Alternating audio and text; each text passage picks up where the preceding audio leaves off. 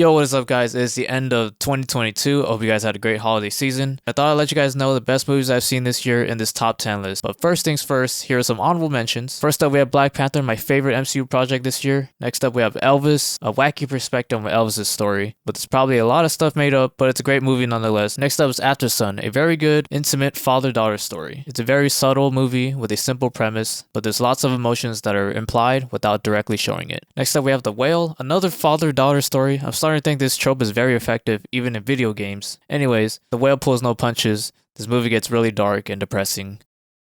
The Worst Person in the World. So technically this is a 2021 movie, but it released in the US this year, so who the hell cares? Originally I wasn't so big on this movie like other people were, but for some reason I just kept thinking back on this movie and how the scenes were sticking with me, like the one mannequin challenge-esque scene and the trippy sequence later on in the movie. Alright, now on to my top 10. For number 10 we have RRR. I saw this at a family member's house, and unfortunately, Netflix doesn't have the original version, so it only has dubbed versions of the movie, but despite that, it was still a great time. I'm not familiar at all with Indian cinema, but this movie was a blast. It's got everything you ever need in a movie, over-the-top action, musical numbers, comedy, and at times it feels like a period piece. It's a way better blockbuster than a lot of what Hollywood's doing right now. For number 9, we have BELLE. Again, another technically 2021 movie, but released in the US this year. It is a beautiful movie with an absolute banger soundtrack. This movie is a modern take, remake-ish of the Beauty and the Beast type story, set in this gorgeous VR world. The characters go on such an adventure between real life and the game, and by the end it culminates in a grand stage, emotional third act. I'm glad I saw this one in theaters at the beginning of the year, and it's been sticking with me ever since. For number 8, we have Tar,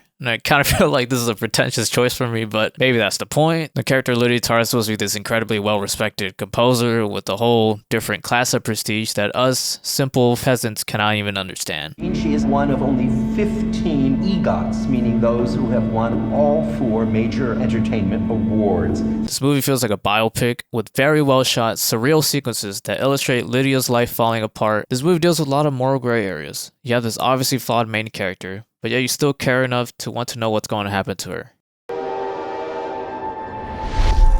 Number 7, we have The FABELMANS. Now you can just write this movie off as a movie about movies, but to me it's way more than that. To me the movie is more about family, growing up, and ultimately the sacrifices that you have to take to achieve your dreams. This is based on Steven Spielberg's own personal life, from him as a kid experiencing his first movie, all the way to post-high school. I mean, Paul Dano plays a normal person here, so that in itself is a win.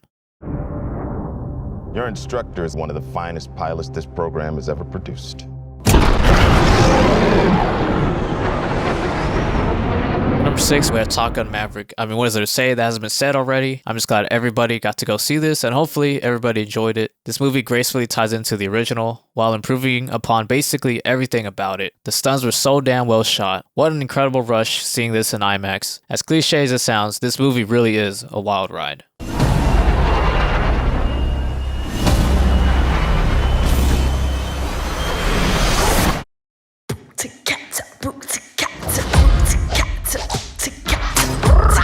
Turning Red is so damn relatable, because, you know, I love boy bands. Nah, I'm just kidding. This movie really captures what an immigrant household is like, that generational trauma being passed on to the child. This movie is hilarious. May the freaking flute god. And her saying, I like gyrating. I like gyrating! Freaking hilarious. Emotional, with a great message.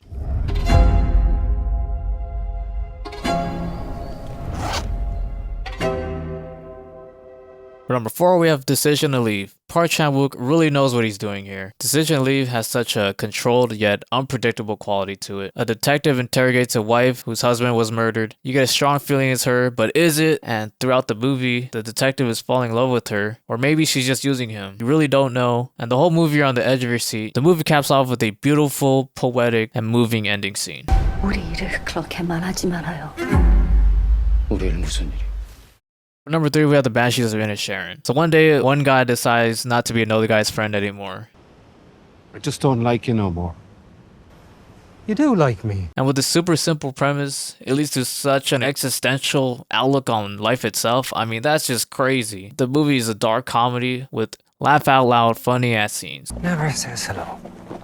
Never f***ing says hello. And that mixed with some of the most dark and depressing scenes of the year, this movie is a must watch, and I expect this one to win hella awards. Leaving another man alone. One boring man. You're all fucking boring. And for my number 2 spot, we have Cha Cha Real Smooth. What's your mother's name? Her name is Domino. Domino. I'm Andrew. Hi, Andrew. I mean, Cooper Rafe is the definition of Riz God, W Riz, whatever. And this film is just embarrassingly relatable. I mean, the charm of this movie was just infectious. My dad has ALS. That's not true. I don't know why I just said that. This ultimate feel-good vibe. There's moments where you might want to tear up as well, but ultimately it's happy tears. This movie deals with themes of being nice and what it means to love someone without being cringy and boring. I mean, that in itself is a huge accomplishment. Giving your heart to somebody is the most perplexing thing. And for my number 1 spot, my top movie of the year, it's Babylon. Damien Chazelle does it again. There are so many moving parts in this 3-hour-long movie, and yet it's still so damn good. I love the characters, the music, the sets, and the story. You have the shock value, wild scenes, the dark, gritty scenes, and the heartfelt, emotional scenes. Damien Chazelle himself calls this a hate letter to Hollywood, but a love letter to cinema. And I think that's a great way to describe this wild, emotional ride. Now, I know this might be a polarizing pick to some people. I know some people hated this movie, but hey, hopefully I can find people that love this, and we gotta get together and make sure this movie doesn't flop, man. Because unfortunately, it's not looking good for this movie in the box office. But I hope Chazelle keeps making movies, and he keeps getting approved for budgets, but maybe less wild for the next one. But at least you could say that he got this one off his chest. Even when everyone else didn't like it, I loved it, and I think he knocked it out of the park with Babylon. The moving pictures magic tricks. So there you go, guys. That was my top 10 list for 2022. I know I did not see everything, and I probably missed some that you guys are just dying to let me know. I probably love some movies that you hate, and I probably hate some movies that you love, but oh well, that's just the name of the game. I would like to know what you guys have as your top picks for this year. Let me know down in the comments. Make sure to subscribe to the channel, and I will see you guys next time.